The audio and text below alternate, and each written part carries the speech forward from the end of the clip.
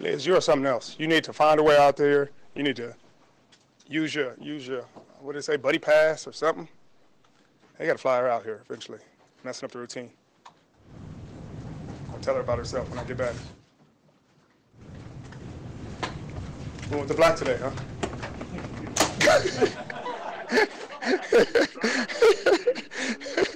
Where do you see Cam? Cam outdid me, that's for sure. All right, what you guys got? What do you think you're playing the first quarter there? Not the ball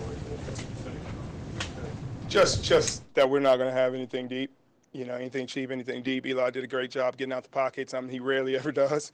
The receiver did a great job getting around, but we don't play that. Everything is in front of us. We don't give up deep balls, but I think it let him know that I was here and I was ready. And if he kept trying that, then I'd make him pay. But he didn't keep trying it, apparently.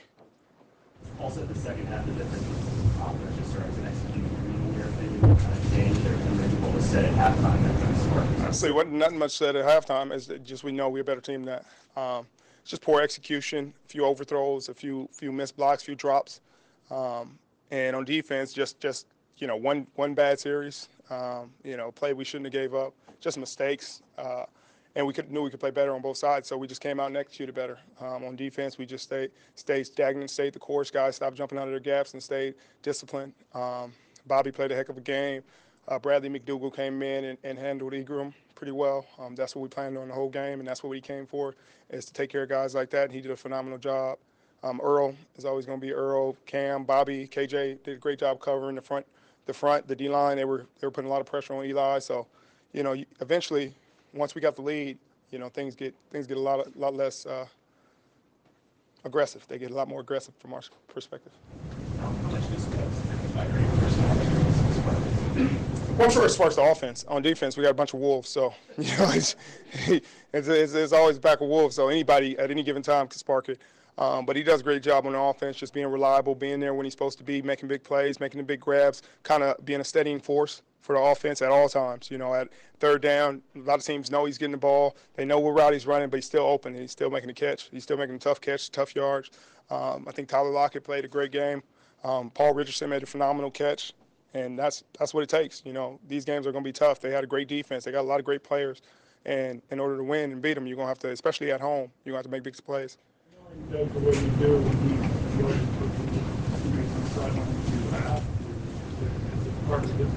it comes with territory. I think in the outside world, it's kind of misunderstood. They think about it as disrespect. But in a locker room, in an environment like this, we look at each other as peers, coaches and players, because they are dependent on us just like we're dependent on them and their play calling. If we execute, we play at a high level, they get the reward just as we do. So we have as much at stake as they do. So it's not him yelling at them. It's him showing them passion, trying to get the same, they're getting to the same goal. So it's awesome. I mean, I've been seeing him do it since he was a freshman in college because, it's been 10 years, 12 years, something like that. And it's always gotten the point across. You can ask David Shaw about that one day. About his freshman year, that's just a long story, but yeah, he's been doing it a while. But it works out, man. That's how he plays. You play with everything you got. You play with your heart on your sleeve, and nobody can complain about his effort or his attitude. That's for sure. How do you feel like you guys have rebounded on defense from the Tennessee game over the last 3 games? Well, we didn't really feel like we needed to rebound. That game was just a few mistakes, just 3 plays. That we made mistakes on. One play, we didn't have a whole safety because we rocked and adjusted and didn't adjust correctly. So they got a 75-yard touchdown on the first play of the drive. One play, they ran a wheel out of a formation we had never seen. It was a great play, great execution, and those were 2 of their touchdowns. One play was a screen that, Frank Clark had run down, and then he pulled his hamstring. Things like that happen in football. But we just kept staying the course. We are who we think we are. So we just keep playing how we know we can. Richard, when you come in here, being in big market, do you feel there's a little more of a spotlight here, playing in this area? Oh, we didn't have the spotlight for a long time. We've had the spotlight on us every game, every week, and I mean, I think a lot of people just look for us to fall and look for us to fail and hope that it comes this game, and they keep watching us hoping that it's coming, hoping that this game or this game or this game. But we've had the spotlight on us for a long time. I don't think the market necessarily matters in our case. I think we've turned Seattle into a big market team. We got a lot of Pro Bowlers, all pros, a lot of jersey sales. We get a lot of media attention. So I think as as small of a market theoretically as it is, we get a lot of attention. In that vein, a lot of people are asking, are the Rams catching call this kind of narrative? And is that something that you guys are concerning yourself We with? never concern ourselves with other teams. We concern ourselves with our building and what we do, what we execute. We just played the Rams 2 weeks ago, so we'll leave that up to you guys. We just go out and try to win every game that's in front of us. We don't worry about other teams or catching up or because every team every year is somebody new. When I was young, when I was a rookie, a second year was San Fran. San Fran was the big bad wolf, and and Seattle was the up and comer. And then the next year it's us. And then the next year you're saying Arizona's better than us. And then now it's the Rams. It's always somebody new. So we don't worry about things like that. We just continue to play our game and do what we got to do. Richard, so as a core member of this defense, describe yourself how you contribute to this. Well, they didn't let me get involved very much today, honestly. I was out there. It was like being part of a great dance group, and you're just a side dancer, But, my rookie played well. JC played well.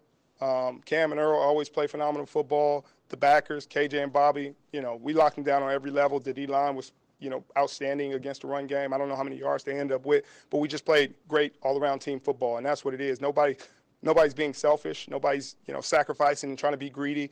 Guys are playing within the scheme and taking the plays that are there. The times you get kind of beat are the times where guys are getting greedy, guys are getting stat hungry, trying to hunt for stats, and then you jump out of your gap, then you give up a big run, and you're letting your teammates down. And that's what you can appreciate about our guys. They try not to do that. Guys are unselfish, and we appreciate that. What inspires you? What inspires me? Well, I never want to let my guys down. At the end of the day, these guys have families. I know their families. I know their moms, dads, brothers, sisters, kids. A lot of times, I know Cam's wife. I know his mom. I know his brothers. I know all of his friends. I know same thing about Earl. I know the same thing about Bobby, KJ, everything. So when you have that kind of family environment, it's like you're letting your brother down. It's like you never want to go out there and do anything to put your brother at a disadvantage. So that's why you don't that's why you don't gamble and you don't do anything, because I keep that in mind. I'm trying to put food on their kids' plate too. And when we make mistakes, when we give up deep balls, when we give up plays, I'm taking food off their kids' plate, and that's not what I'm trying to do.